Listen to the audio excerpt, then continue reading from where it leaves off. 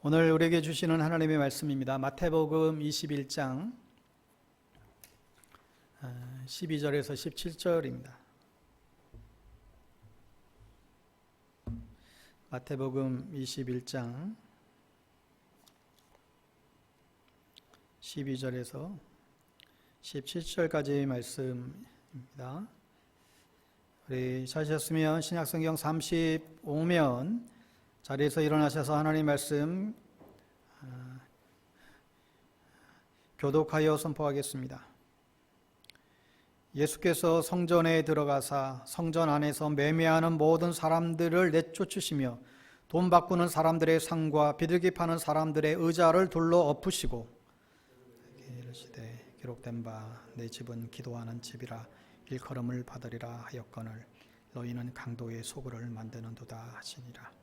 맹인과 전원자들이 성전에서 예수께 나오매 고쳐주시니 대사장들과 서기관들이 예수께서 하시는 이상한 일과 또 성전에서 소리질러 호산나 다윗의 자손이여 하는 어린이들을 보고 노하여 예수께 말하되 그들이 하는 말을 듣느냐. 예수께서 이르시되 그렇다. 어린 아기와 젖먹이들의 입에서 나오는 찬미를 온전하게 하셨나이다 함을 너희가 읽어본 일이 없느냐 하시고 그들을 떠나 성 밖으로 베다니에 가서 거기서 유하시니라. 아멘.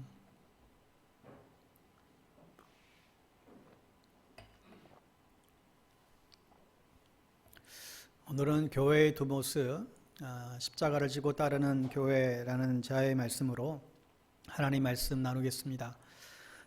요즘처럼 공영방송에서 교회와 예배라고 하는 단어가 이렇게 등장하는 시절도 없었던 것 같습니다. 근데 교회를 바라보는 시선은 서로가 다른 것 같아요.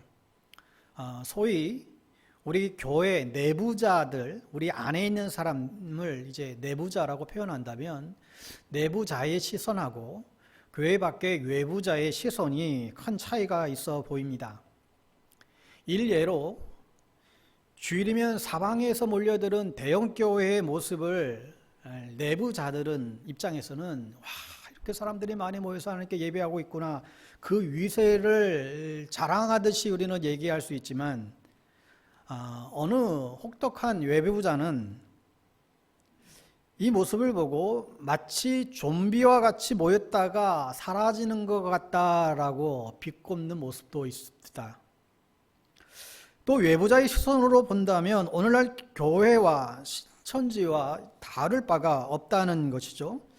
교회와 신천지를 비교하는 것 자체가 사실 우리는 자존심 상하는 일이지만 외부 일부에서 빚어지는 현장 예배를 감싸고 벌어지는 그 갈등 속에서 정말 이제 기독교가 참 신뢰를 더 잃어버리는 그런 안타까움들을 보게 됩니다. 물론 교회가 억울한 면이 적지 않습니다. 왜 식당도 나이트클럽도 카페들도 공원들 또 공무원들조차도 전혀 사회적 거리두기를 하지 않는데 왜 유독 교회만 그렇게 하냐는 그런 토로들을 이제 하게 되죠. 충분히 일리가 있습니다. 어느 누구 할 것 없이 우리 모두가 지금은 사회적 거리두기에 힘써야 할 것입니다. 그러나 외부인의 시선으로 보면 천주교와 불교에 비해서 국가의 협조와 요청에 따르지 않고 대립각을 세우는 개교회주의적인 모습들이 세상 사람들에게 눈에는 개신교에 대한 사회적인 반감을 더욱더 크게 하는 것 같습니다. 어느 순간부터 개신교가 마치 상식이 통하지 않는 집단처럼 보여주고 있습니다. 자칫 하나님을 사랑하고 이웃을 사랑하라고 하는 기독교의 고유의 정신 자체가 폄하되고 세상 속에서 맛을 잃어버린 소금처럼 사람들에게 밟히게 될까봐 하는 염려들을 지우지 않을 수가 없게 됩니다. 실상 교회는 위기 때마다 자발적인 헌신과 희생으로 세상을 섬기고 사회를 선도하며 애국하는 교회로 한국교회는 자리매김하여 왔지요. 하여 세상과는 비교할 수 없는 더 엄격한 윤리의식과 또 고귀한 가치를 중심으로 움직이는 곳이 교회이어야 됩니다. 여러분, 우리의 기준은 결코 정부가 아니고 무슨 행정단체가 아니고 우리의 기준은 하나님 나라에 있습니다. 세상과 비교할 것이 아니라 세상의 기준을 뛰어넘는 십자가의 도로를 따르는 것이 우리 기독교임을 놓치지 말아야 됩니다. 여러분, 혹여라도 교회에서 드리는 예배가 사라져도 여러분, 교회는 사라지지 않습니다. 만약 어떤 외부적인 압박으로 인해서 예배를 못 드리는 일이 있다 할지라도 교회는 무너지지 않습니다. 만약 그랬다라고 한다면 이미 이 땅의 교회들은 지금 다 없어졌을 것입니다. 그동안에 2000년 기독교 교회 역사 동안에 얼마나 유혹과 많은 박해들이 있었습니까? 그 존립의 위기를 만난 적이 한두 번이 아니었지요. 그렇지만 교회는 더욱더 든든히 세워져 갔습니다. 왜요? 교회는 하나님께서, 주님께서 세우셨고 주님께서 붙들고 계시기 때문에 그렇지요. 주님이 이 땅에 다시 오시는 그날까지 교회는 결코 없어지지 않습니다. 만약에 교회가 무너진다라고 한다면 그것은 외부의 핍박과 박해 때문이 아니라 교회의 본질을 놓쳐버리고 성경의 가치대로 세상 속에서 담아내지 못할 때에 무너질 것입니다. 세상의 가치와 시대 정신이 그대로 교회 안에 들어와서 하나님 나라의 가치의 질서가 무너지고 주의 진리가 훼손되어지고 거룩함이 파손되어질 때 교회는 무너질 수 있습니다. 우리가 두려워해야 될 부분은 바로 이것이죠.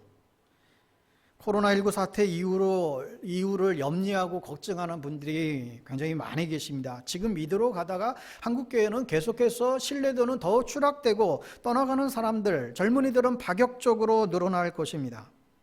그러나 위기를 기회로 알고 이 코로나 상황 속에서도 어떻게 하나님께 영광을 돌릴 수 있을까? 우리는 계속해서 질문을 멈추지 말고 우리 자신과 우리 교회를 돌아보며 하나님의 뜻을 구해야 하겠습니다. 130여 년 전에 조선 땅에 복음이 들어왔습니다. 19세기 말 20세기 초에 조선 팔도 전체가 1300만 명 정도의 인구수였는데 당시 선교사들이 모여서 기도하기를 하나님 조선 팔도에 예수 믿는 사람 10,000명만 세워주십시오. 이게 기도 제목이었다고 해요. 그러니까 그렇게 예수 믿는 사람들이 이제 많지가 않았지요. 이후 교회가 한둘이 세워지기 시작하고 예수 믿는 사람들이 늘어나기 시작했습니다. 그 20년, 30년의 시간이 흐르면서 평양은 절반 이상이 예수 믿는 사람으로 바뀌었다고 합니다. 평양의 시장은 주일이면 예수 믿는 사람들이 다 교회 가버리는 바람에 시장 문도 닫아야 될 지경이 되었지요. 조선의 복음이 들어와서 20, 30년이 지났을 때에는 그때 예수 믿는 사람, 저 사람 예수 믿는 사람이야 라는 이야기는 곧 달리 얘기하면 저 사람은 완전히 변했어. 예전의 사람이 아니야. 저 사람은 이제 신뢰할 수 있어. 저 사람에게 돈 빌려줘도 아무런 보증 없이도 저 사람은 빌려줘도 괜찮은 사람이야. 예수 믿는 사람에 대한 평가가 그랬습니다. 그것이 불과 지금 100여 년 전에 이 땅에 있었던 이야기입니다. 하나님이 우리 민족을 불쌍히 여기시고 교회를 세우시고 교회를 통하여 변화되는 사람들을 통하여 하나님은 영광을 받으셨습니다. 근데 지금은 남한에만 교회가 5만 개가 넘는 교회가 있고 예수 믿는 사람들이 그래도 20% 가까이 갔었고 특히 강남이나 이 분당은 예수 믿는 사람들의 무려 40%에 거의 50%에 이르기까지 됐던 적도 있습니다. 특이하게도 소득 수준이 높을수록 예수 믿는 사람들의 비율이 높은 나라가 우리나라입니다. 뭐 감사한 것이죠. 어쨌든 복음 전파 100여 년 만에 한국 종교인 가운데 가장 많은 종교가 기독교지요. 불교도 2015년 이후로 계속해서 크게 쇠락되고 있는 모습을 보게 됩니다. 그런데 문제는 갈수록 교회의 영향력은 그만큼 떨어진다는 데 있습니다. 왜냐하면 비그리스도인들이 예수 믿는 사람들을 신뢰하지 않기 때문이죠. 오늘날 젊은이들에게 요즘 교회 가지 않는 이유를 물어보면 인식이 안 좋아서요. 이런 대답들을 합니다. 교회에 대한 인식이 안 좋다라는 거죠. 인식이 너무 좋지 않습니다. 여러분뿐만 아니라 이 시대는 회의주의 시대이죠. 진리에 대한 회의감이 강할 뿐만 아니라 매년 자신의 삶에 대해서 회의를 느끼고 자살을 하는 사람이 무려 2,000명에 가까워요. 한 해에. 우울증, 조울증에 빠진 사람들이 30% 가까이 됩니다. 서울에서 지금 태어나는 인구 이제 뭐 0.76%에 그친다니까 한 명도 낳지 않아요. 이게 왜 그래요? 미래가 불안하고 회의적이다 보니까 이제는 결혼도 회피하고 결혼해서도 아기를 낳지 않는 그런 추세입니다. 또한 서로 인간관계를 서로의 관계를 맺으면서 살려고 하는 그런 사람들, 무려 40%밖에 되지 않습니다. 다 나홀로 종만 늘어나고 있습니다. 그러니 이런 생태계상, 사회 분위기상 교회는 기하급수적으로 추락할 위험이 굉장히 높다고 보여집니다. 유럽의 텅 빈 예배당의 모습이 남의 이야기가 아니라고 경고하는 것이 그 이유입니다. 오늘날 유럽의 많은 교회들이 그렇게 수천 명 수용하던 커다란 예배당이 있는데 지금 20, 30명 모여서 백발의 늙은 어르신들만 지금 예배하고 관광객들만 모여서 예배드리고 있는 그 모습을 우리가 듣게 되지만, 그들도 보면 조금씩 그 수가 줄다가 지금 오늘날 이 모습이 된 것이 아니라 어느 날 갑자기 이렇게 됐다는 거예요. 어느 날 어느 순간에 갑자기 추락했다는 것이죠. 절벽에서 추락하듯이 교회가 쇠락하게 되었다라고 합니다. 여러분, 우리 한국교회도 얼마든지 그렇게 될 수 있다는 가능성이 높습니다. 자금의 우리 교회는 코로나19 사태로 인해서 세상의 커다란 시험대 위에 지금 놓여져 있습니다. 하나님이 분명히 살아계시니까 교회는 어떤 모습이든지 계속해서 이어가겠지만, 이 시대의 변화에 민감하고 우리가 정직하게 부응하지 못하면 한국 교회의 신뢰도는 더 추락할 것이고 교회는 더욱더 약화될 것이 분명합니다. 이때에 우리 안에 더 깊은 각성과 자성의 소리들이 우리 속에 있어야 하겠습니다.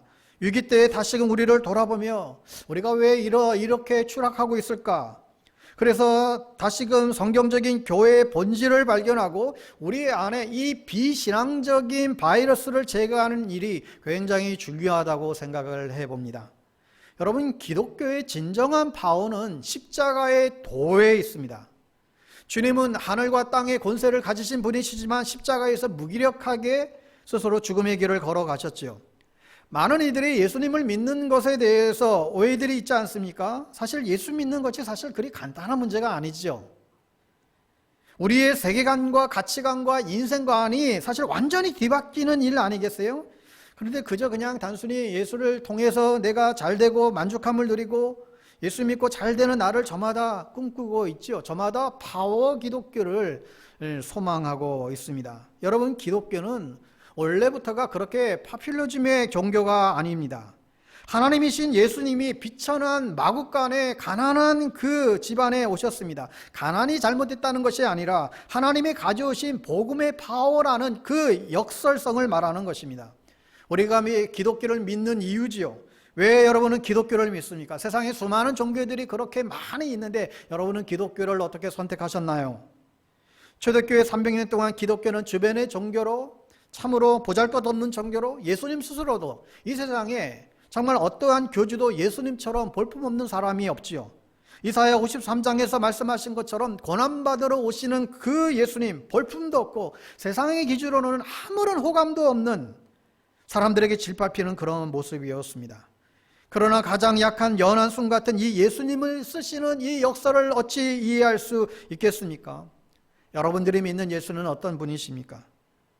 알란 크라이드 학자는 그 역설적인 기독교가 313년 로마가 기독교를 국교로 공인하기면서부터 사라져버렸다 지적을 했습니다. 원래 기독교는 핍박받는 종교였습니다. 원래 세련되고 사람들의 인기에 영합하는 그런 신앙이 아니에요. 오히려 그 시대를 역행하며 물결을 거슬러 올라가는 그런 신앙이죠. 세대와 상황을 초월해서 그리스도 안에서 경건하게 살고자 하는 자는 핍박을 받을 것이다. 성경은 말하고 있습니다. 처음부터 기독교는 그런 종교였습니다. 그런데 기독교를 그렇게 핍박하던 콘스탄틴 대제가 기독교를 마침내 국교를 정치적으로 끌어안으면서 어마어마한 그 파워의 로마 제국과 기독교가 손을 잡게 된 것이죠. 카타콤 지하 동굴에서 숨어서 예배드리던 사람들이 이제는 지상에 화려한 예배당을 지어주고 마음껏 예배하게 했습니다. 정말 꿈 같은 일이 벌어졌지요. 그런데 그때부터 기독교가 변질되기 시작했습니다. 더 이상의 핍박을 받을 이유도 사라졌고 갑자기 힘이 주어졌습니다. 초대교회의 원래의 힘은 영적인 파워, 영적인 힘이었고 우리는 연약하지만 질그릇 같은 내 안에 모신 예수님이 우리의 보화였고 우리의 능력이었지요. 그런데 교회가 힘이 생기기 시작하면서 타락이 시작이 되었습니다. 기독교는 복음 때문에 고난을 당하면 온전히 기쁘게 여겨라. 선으로 악을 이기고 자기를 부인하고 십자가의 길을 따르라. 이 세상에는 없는 그런 가치이지요. 그런데 오늘날 기독교의 중심을 이루는 이런 신앙의 가치들이 너무나 많이 사라지고 있고 오히려 무례한 기독교인들이 너무나 많이 등장하고 있습니다. 총선이나 선거 때가 되면 어김없이 일부 교계 지도자들의 비복음적인 행위가 교회를 슬프게 합니다. 이번 총선에도 역시 기독당이라는 이름으로 교회를 등이 업고 자신들의 정치 참여를 정당화하시는 분들이 계십니다. 하지만 자신의 생각을 하나님의 뜻으로 쉽게 호도해서는 안 될 것입니다. 주님은 이 땅에 계실 때에 정치 권력을 비롯한 세속적인 것으로 세상을 변화시키려고 한 적이 없으십니다. 또한 권력을 가지신 니고데모와 아리마다 요셉에게도 그 권력을 통해서 무엇인가 해보라고 지적한 적이 없습니다. 만약에 그러셨다라고 한다면 예수님은 궁궐에 태어나셨던가 권력을 손에 쥐고 창칼로 이 세상을 정복했을 것입니다. 뿐만 아니라 초대교회 그 누구도 권력으로 세상을 정복하려고 변화시키려고 하지 않았습니다. 모진 박해 속에서도 그들은 정치 권력이나 무력으로 대항하지 않았습니다. 그들은 단지 주의 말씀을 지키며 자신들에게 주어진 영적 사명을 감당해 나갈 뿐이었지요. 세상을 움직이는 힘은 오직 복음에 있습니다. 교회사를 보면 권력을 등에 업고 세상을 변화시키려는 일단의 시도들은 도리어 교회를 부패하게 하였고 하나님의 영광을 가리는 결과를 초래했음을 우리는 익히 보게 됩니다. 복음은 정치적인 힘이나 세속적인 것으로 증거되는 것이 아닙니다. 복음은 주님의 강력한 은혜와 능력으로만 증거되며 주의 백성들이 사랑의 실천으로 열매를 맺어가는 것이죠. 그러기에 우리 보고 더욱더 서로 뜨겁게 사랑하라고 성경은 말씀하고 있습니다. 여러분, 초대교회가 불과 300년 만에 그 로마 제국을 뒤집는 일이 어떻게 가능했겠습니까? 그것도 그 갈릴리 그 시골의 그 촌 뱃사람들 통해서 로마 제국을 뒤집었어요. 어떻게 당시 초대교회 그 소수의 사람들 불과 3%에 그쳤던 그 사람들이 세상을 뒤집어 놓았을까? 초대교회 역사를 보면 사람들이 지금 이 시대처럼 막 전도하러 막 그렇게 다니고 그러지 않았어요. 그런 기록들이 별로 나타나지 않습니다. 아이러니하죠. 전도하지 말자는 것이 아니라 우리의 방법에 문제가 있어요. 올해는 너무 요란스럽습니다. 여러분, 매력이 없는 사람이 자꾸 말을 잘하면 차라리 말을 못하는 게 나을 때가 있지요. 예수 믿는 사람들이 흔히 우리는 말이 많습니다. 이번에 마스크 쓰기는 어떤 면에서는 우리의 입을 닫게 하시는 하나님의 은총입니다. 교회가 세상에 보여줄 것은 우리가 가진 어떤 파워가 아니라 우리 안에 있는 예수님이에요. 우리의 삶의 터전에서, 우리의 가정에서, 우리의 직장에서 예수님의 마음으로 다가가고 내 안에 계신 그 예수님을 보여줄 수 있어야 될 것입니다. 헨리 나우에는 진정한 구원은 작은 예수가 되는 것이다 라는 표현을 한 바 있지요. 구원의 확신이 아무리 분명해도 예수님을 닮을 모습이 우리 안에 없다라고 한다면 그 삶은 공허한 종교로 그칠 것입니다. 그리스도인들은 모두 하나님을 위해서 무엇을 하기에 앞서서 예수님을 닮은 작은 예수가 되는 것이 삶의 모습이어야 됩니다. 한 알의 미랄이 땅에 떨어져 죽지 않으면 한 알 그대로 있고 죽으면 많은 열매를 맺는다라고 말씀하셨듯이 날마다 우리의 욕심과 자아를 죽이는 이것이 그리스도의 삶의 방식이고 또 변화의 주체가 되어야 할 것입니다. 오늘 우리가 읽었던 이 본문은 짧은 내용이지만 이 말씀 속에 놀라운 교회의 비밀이 담겨져 있습니다. 오늘 본문은 마태복음 21장의 배경은 예수님이 예루살렘에 입성하시는 사건으로 시작이 되죠. 예수님의 공생의 가운데의 가장 결정적인 사건, 바로 이 예루살렘에 입성한 것입니다. 이 예루살렘의 입성은 곧 죽으러 가시는 예수님의 모습을 나타내지요. 예수님의 고난과 죽음, 십자가에 달리시기 위해서 예수님은 예루살렘에 지금 입성하고 계십니다. 여기에 왜 하늘 보좌를 버리시고 사람의 몸을 입고 비천한 자리에 오셨는가? 이 오심의 목적을 분명히 보여주죠. 그런 근본 하나님의 본체시나 하나님과 동등됨을 취할 것으로 여기지 아니하시고 오히려 자기를 비어 종의 형체를 가져 사람과 같이 되셨다. 완전한 자기 포기와 희생을 나타나기 위하여 가장 어린 새끼 나귀를 타고 예루살렘에 들어가셨습니다. 그리고 맨 처음 하신 일이 오늘 본문에 나타난 일이라고 마태는 기록하고 있습니다. 오늘 12절 말씀을 주목해 보십시오.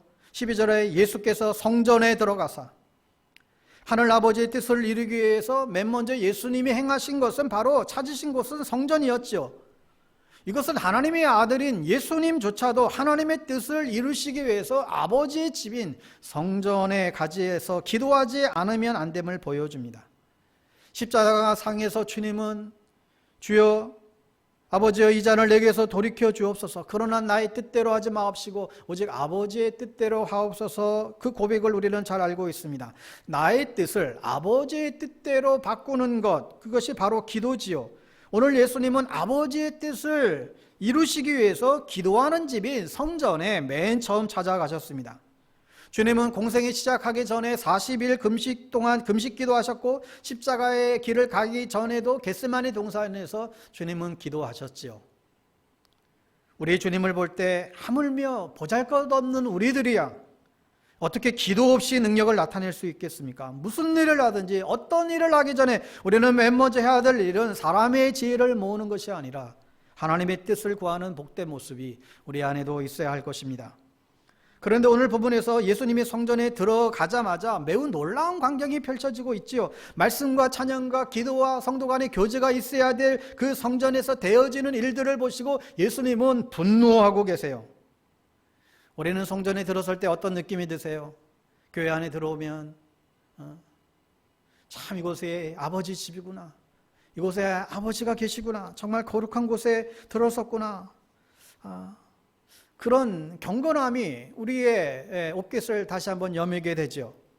그런데 지금 예수님께서 들어가신 이 성전의 모습은 전혀 다른 상태라는 거예요. 마치 시장에서 매매하는 자들과 돈 바꾸는 자들로 혼잡을 이루었습니다. 제사를 드리기 위해서 사용되는 소나 짐승과 또 장사꾼들이 그 짐승들과 아주 그냥 뒤섞여서 소란을 떨고 있습니다. 이러한 광경을 보신 예수님은 도저히 참을 수가 없었던지 돈 바꾸는 자들과 또 비둘기 파는 자들의 상판을 다 둘러부시고 노를 바라며 분노하고 계시는 장면이죠. 지금까지 주님의 모습과는 전혀 다른 과격한 분노의 모습을 나타내고 있습니다. 왜 그럴까요? 예수님의 이러한 행동에 대해서 두 가지의 해석을 우리는 주로 보게 됩니다. 첫 번째는 성전 안에서 희생 제물이 드려지는 잘못된 예배의 광경입니다. 당시 어린 양이며 대제사장 되신 예수님이 지금 그곳에 계심으로 더 이상의 이제는 희생 제물이 필요 없어졌지요. 이것을 무시하고 계속 보기 좋은 희생 제물을 드리는 것은 어쩌면 하나님의 은혜에 대해서 반역하는 일인지도 모르겠습니다. 성전 예배의 주인공인 예수님이 그곳에 계신데 이제 더 이상의 희생 제물이 사라지게 됐습니다. 여러분, 우리가 하나님 앞에 나와 혹이라도 어떠한 희생 제물을 드림으로써 하나님을 만나겠다라고 하는 그런 어리석음이 혹시 있지는 않습니까? 내가 이 예물을 드림으로 인해서 하나님의 축복을 받겠다라는 생각은 갖고 있지 않나요? 빈손 들고 성전 안에 들어올 때면 괜히 주눅 들던 적은 없으셨습니까? 하나님이 원하시는 제사는 상한 심령이라. 대제사장이신 예수님께서 단 한 번의 인류의 모든 희생 제물이 되어 주셨기 때문에 더 이상의 희생 제물이 이제는 우리에게 필요치 않다는 사실을 알아야 됩니다. 우리가 주님 앞에 헌금을 드리는 가장 중요한 이유는 하나님이 내 모든 영역의 주인이심을 선언한 행위인 것이죠. 그래서 우리의 모든 공급이 하나님으로부터 왔음을 고백하며 모든 것이 하나님께로부터 왔으니 그 일부를 드림으로 자신과 우리의 삶이 하나님의 다스림 가운데 있다라고 하는 것을 선언하는 그런 믿음의 행위로 우리는 주님 앞에 봉헌하는 것입니다. 이러한 청지기의 마음이 아닌 어떤 이기심으로 드리는 예물은 하나님 앞에 온전치 못함을 기억해야 됩니다. 두 번째로 예수님이 과격하게 분노하신 또 하나의 이유는 성전 정화의 목적이 있었죠. 거룩하고 깨끗해야 될 하나님의 집이 성전이 더럽혀져 있음에 대한 거룩한 분노였습니다. 사실 당시에 성전들에서 흔히 비둘기나 소나 같은 하나님께 바치는 것들이 성전 당국에 허가된 일이었고, 또 먼 곳에서 온 사람들은 하나님께 드릴 짐승들을 돈을 주고 구입해야만 됐습니다. 또 재물을 사고 파는 데에 옛 유대 화폐가 거래되어 있기 때문에 돈을 바꿔주는 그런 환전소가 불갑을 있어야 됐고, 그래서 당시에 제도적으로 필요했던 일이었고 성전들에서 통용되고 있었습니다. 그런데 예수님께서 이러한 모습을 보고 무작정 정죄한 것이 아니라, 예수님이 정죄한 것은 교회 그 성전 안에 또 다른 모습을 보았기 때문이었죠. 그것은 그러한 것들을 통하여 성전 안에서 자신의 이익을 남기며 불의를 행하는 자들의 모습이었습니다.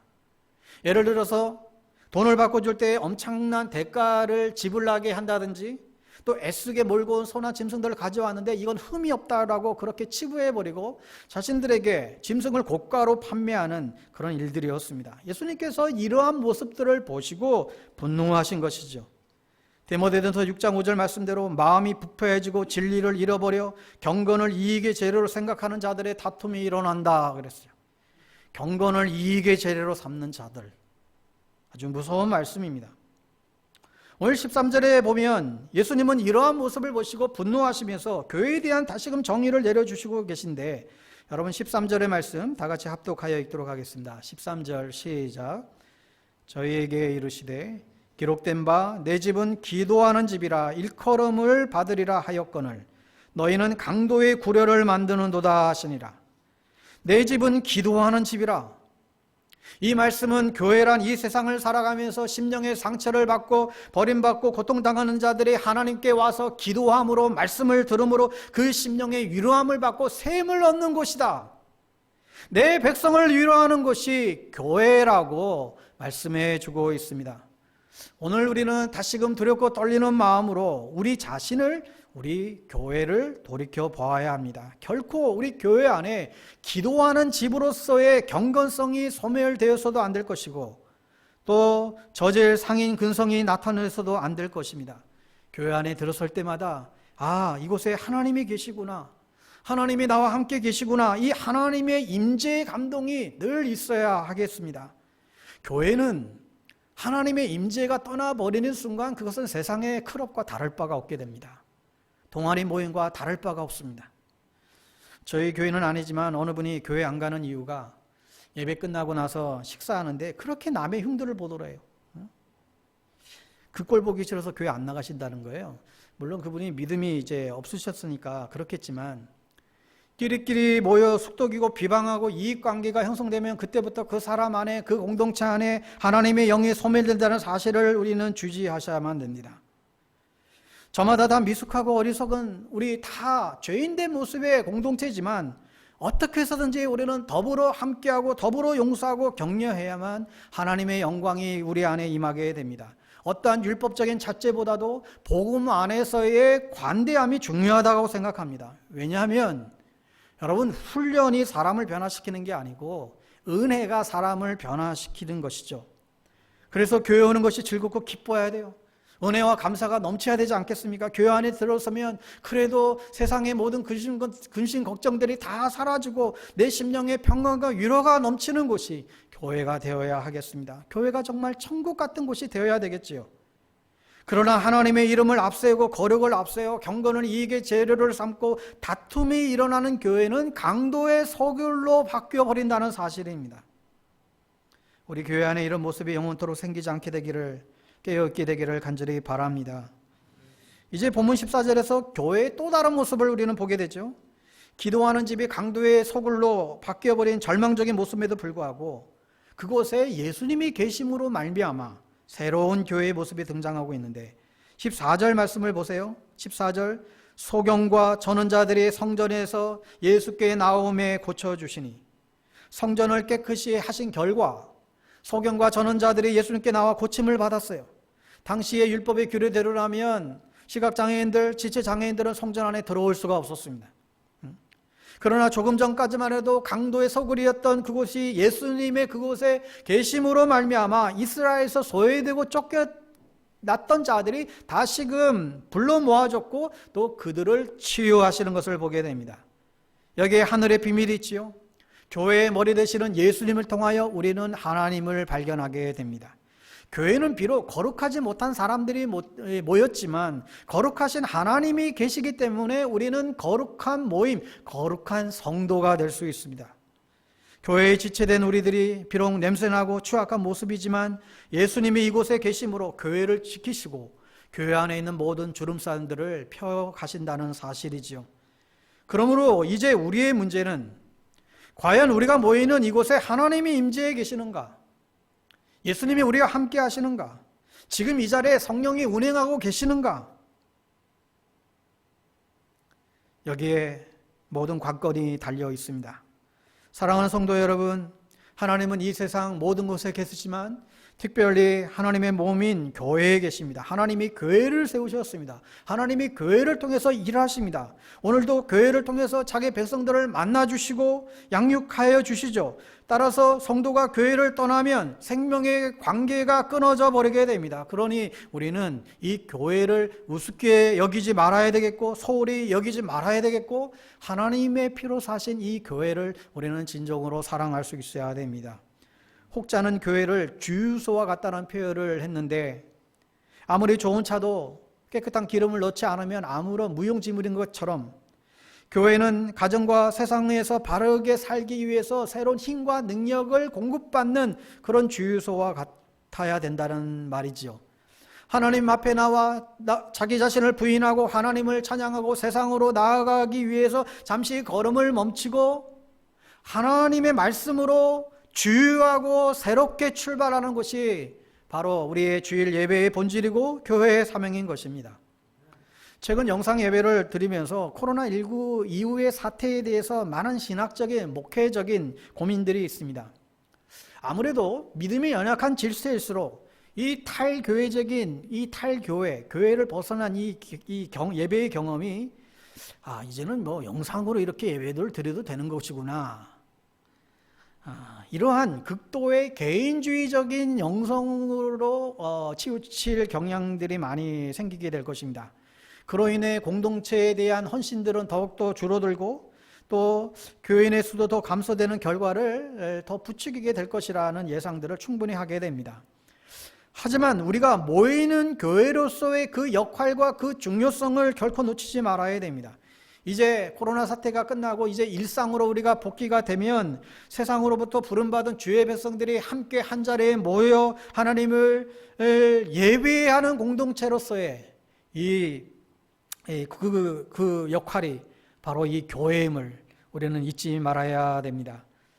또한 동시에 여러분 교회는 흩어지는 교회로서의 사명들도 동시에 우리는 놓치지 말아야 될 것입니다. 교회의 목적은 우리끼리만 잘 모여서 재미있게 영원토록 평안을 누리며 살아가는 게 목적이 결코 아닙니다. 우리를 교회로 부르신 이유는 부름받은 우리들이 다시금 이 세상으로 우리를 보내기 위한 것이죠. 우리의 모이는 목적이 흩어지는 데에 있다는 사실입니다. 복음은 결코 성전에 갇혀 있지 않습니다. 우리가 어디에 있든지 우리가 예배자로 살아가길 원하는 것이죠. 우리를 어두움 속에서 기이한 빛으로 불러내신 이유는 이 세상 속에서 제사장적인 삶을 살고 세상 가운데 아름다운 덕을 펼치기 위하여 우리를 불러주신 것입니다.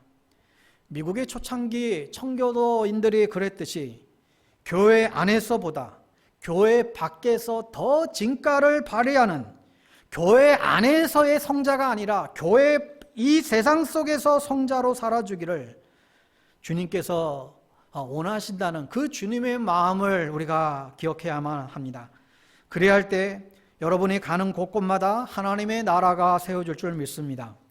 오늘 본문 15절로 돌아와 보면 예수님이 성전을 깨끗게 하시자 아이들이 호산나 찬양 소리가 들렸지요. 그런데 반면에 대제사장들과 바리새인들은 분을 내고 있어요.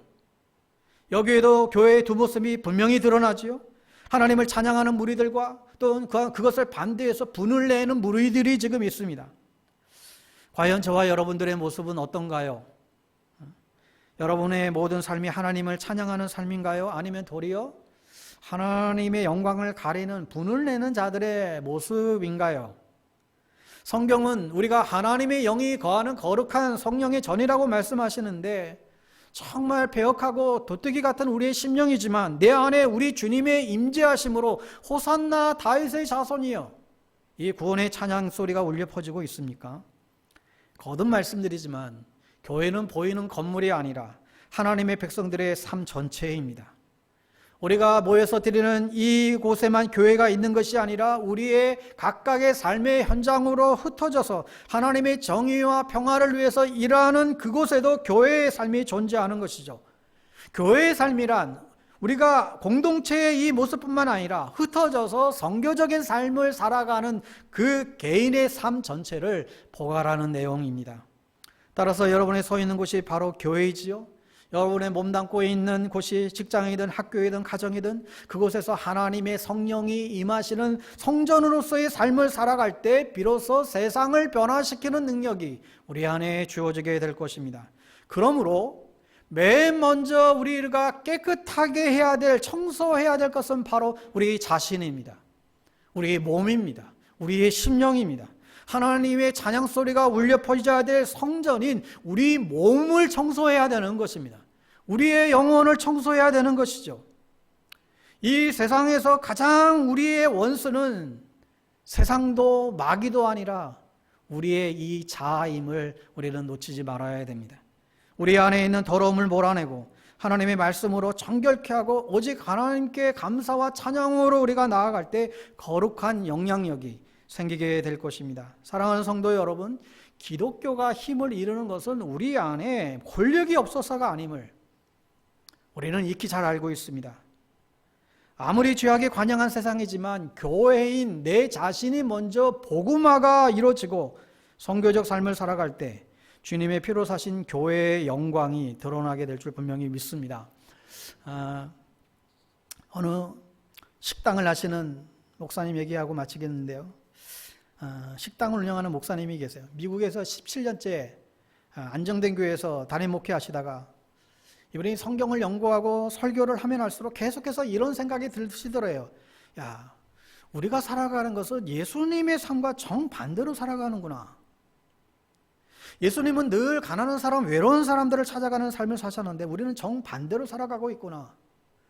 우리는 예수 믿고 더 높은 곳을 향해서 우리는 달려가고 있구나. 목회해가 거듭되면 거듭될수록 이분이 안락해지고 연봉도 많아지고 이런 현실들이 불편해지더래요. 자신의 기득권을 내려놓고 세상 속에서 예수님처럼 살아갈 수 없을까? 이 도전이 계속해서 주셔서 무작정 한국에 돌아와서 김치찌개 식당을 연 거예요. 김치찌개 3,000원, 밥 무한리필. 정릉에서 어느 신부님이 하는 것을 보고 감동을 받고 2호점을 연신 내에 차렸습니다. 벌써 한 1년 반이 지난 것 같아요. 3,000원이 청년들에게는 자존심을 건드리지 않는 금액이래요. 퇴근 후에 편의점에서 김밥과 컵라면을 먹으면 2,900원, 2,800원인데 이 식당에서 김치찌개에 3,000원을 하니까 그리고 밥을 배불리 먹을 수 있으니까 너무나 청년들이 감사하고 행복하면서 퇴근 후에 매일 온다는 거예요. 우리 주변에 밥 먹는 사람이 요즘 어디 있을까? 우리는 이렇게 생각할 수 있지만 충분히 밥 못 먹는 사람은 없는 것 같은데 충분히 먹지 못하는 사람들은 많이 있는 것 같습니다. 한 번도 안 해본 이 식당 일이어서 온몸이 아프고 힘들고 끝이 없는 주방 일에 이거 내려놓아야 되나 했지만 그때마다 자기가 툴툴 털고 일어날 수 있는 힘이 뭐냐면 자기 가게 와서 그 한 끼를 배불리 먹고 너무나 행복해하고 감사해하는 사람들이 있기 때문이라는 것이죠. 어떤 분은 식사를 마치고 매번 90도로 인사를 꼭 하고 가면서 오늘도 용기를 얻고 갑니다. 또 어떤 분들은 목사님의 말로 예수님을 닮았다라고 칭찬을 하길래 부끄러워서 어쩔 줄을 몰라 했는데 이런 생각이 들더래요. 우리가 이렇게 흉내만 내도 세상 사람들이 알아주는구나. 우리가 흉내만 내도 세상은 알아주는구나. 그 밥 한 끼에 힘을 얻고 그 밥 알 한 속에 그리스도의 향기가 전해져서 언젠가는 복음의 열매도 맺히는 것을 꿈꾸고 있음을 볼 수 있습니다. 여러분 도전되지 않으세요? 우리 한 집사님도 한 달 100만 원만 더 벌게 되면 아이들, 굶주린 아이들 무료 식당을 열겠다고 그런 포부를 가지고 있는데 여러분, 우리 교회도 하나님이 기뻐하시는 일에 어떻게 반응할까? 우리는 계속해서 우리도 기도하고 있습니다. 하나님이 채워주시고 돕는 사람들을 보내주시고 세상 속에서 작은 예수로 주님의 교회로 살아가는 이들이 많아지기를 진심으로 소망합니다. 사랑하는 성도 여러분, 고난주간 예루살렘의 성전에 오셔서 모든 더러움을 청소하신 예수님께서 오늘 우리의 심령에도 입성하셔서 내 안에 있는 모든 이기심과 더러움을 다 깨끗이 물리쳐 주시고, 호산나 다윗의 자손이여 나를 구원하소서 찬양의 메아리가 울려 퍼질 수 있는 그 은혜가 우리 모두에게 가득하게 되기를 주님의 이름으로 축원드립니다. 우리 찬양하고 기도하지요. 우리 주보에 나와 있는 곡 말고요, 잘 모르시는 곡 같아서 오나의 자비로우신 주여, 이 찬양으로 고백하겠습니다.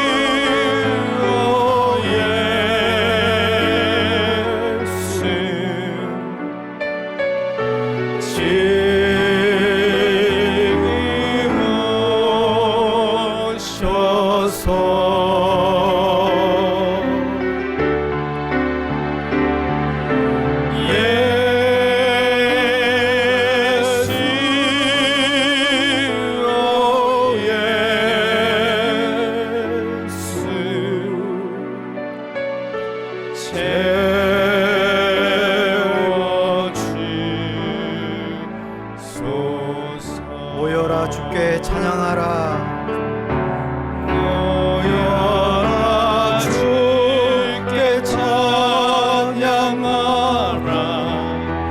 나의 귀한 친구여, 주님 앞에 너 두 손 모으고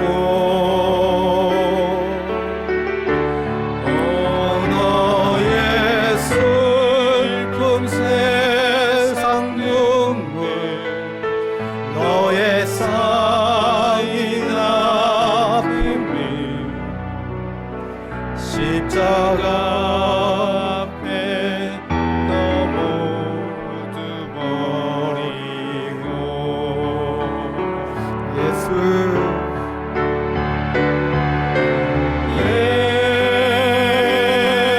예수 오 예수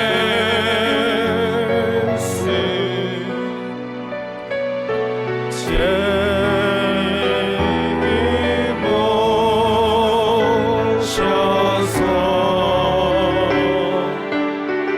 예수님 예수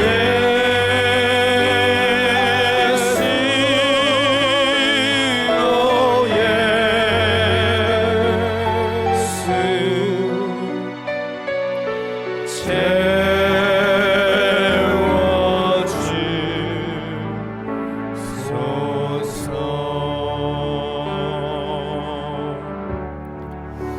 이 시간 우리 함께 기도하실 때에 하나님 정말 주님으로만 체험받게 되기를 원합니다. 주님이 우리를 살리기 위하여 예루살렘에 입성하셨던 것처럼 하나님 이 시간 우리의 심령 가운데에 주님을 모셔드리게 되기를 원합니다. 주님으로 체험받게 되기를 원합니다. 내 안에 있는 모든 더러움과 모든 이기심과 거짓들을 다 내려놓고 세상의 어떤 힘과 능력으로 이 세상을 또한 나를 변화시키는 인생들이 아니라 친히 죽음 가운데에 달려오신 그 예수 그리스도의 그 십자가의 능력으로, 그 십자가의 사랑으로 이 세상을 살아가는 그 힘으로 세상을 변화시키는 저희들 되기를 원합니다. 주님 그렇게 기뻐하시는 그런 선교적인 삶을 살아내는 저희들 되어지게 되기를 원합니다. 오 하나님, 우리에게 그러한 힘과 능력을 하나님 허락해 주십시오. 우리에게 이 시간 주님으로 다시금 충만해 하나님 무장시켜 주십시오. 우리 간절히 간구하며 기도했으면 좋겠습니다. 오 하나님 아버지, 오 아버지 하나님, 하나님이 종료주일에 우리의 모든 죄를 아버지 하나님의 구원고자 오신 그 예수 그리스도 무엇보다 아버지 하나님 주님의 그 오심의 목적들을 다들 알게 되기를 원합니다.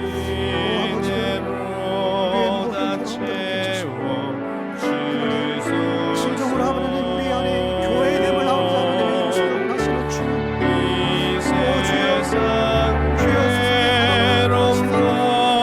진정으로 주님께서 원하시는 그 주님의 임재가 있고 주님의 다스림이시 있고 주님의 진리가 충만한 그런 교회들 하나님 무장되어 주시고 인도하여 주시옵소서. 오 아버지 하나님이여, 아버지 하나님, 내 자신이 그런 교회가 되고 아버지 우리 교회가 우리가 주님 앞에 그렇게 신실하게 달려나갈 수 있는 주여 말씀되는 모든 것들을 주님 우리가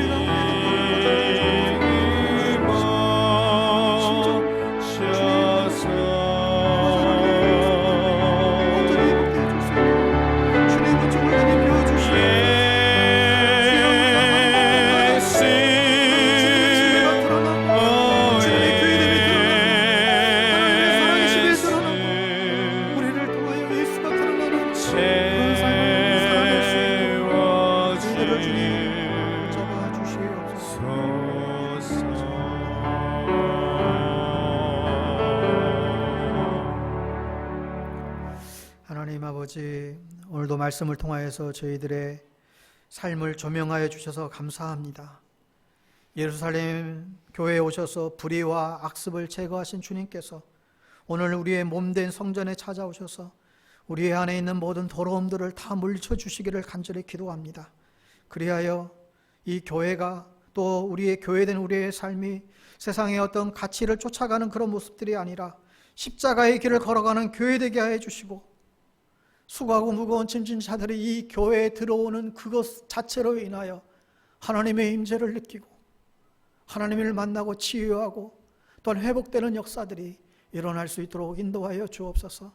오 아버지 하나님이여, 세상의 비난을 받는 교회가 아니라, 세상의 부끄러움을 당하는 교회가 아니라 진정 세상을 살리는 유일한 소망되는 그런 교회로 방부든 교회가 하나님 더욱더 굳게 서게 하여 주시고, 또 우리 한 사람 한 사람이 세상 가운데에 가서 그런 참된 교회의 모습을 통하여 주님을 드러내는 삶 잘 살아낼 수 있도록 성령님께서 붙들어 주시옵소서. 지금은 교회의 머리 대신 우리 주 예수 그리스도의 은혜와 하나님 아버지의 그 크신 사랑하심과 성령님의 교통 충만하심이 예루살렘 성전에 들어오셔서 모든 교회를 정결케 하신 그 은혜대로 하나님 우리의 심령과 우리 교회도 하나님 그렇게 주님 기뻐하시는, 주님 원하시는 그런 모습으로 하나님 정결해지겠습니다.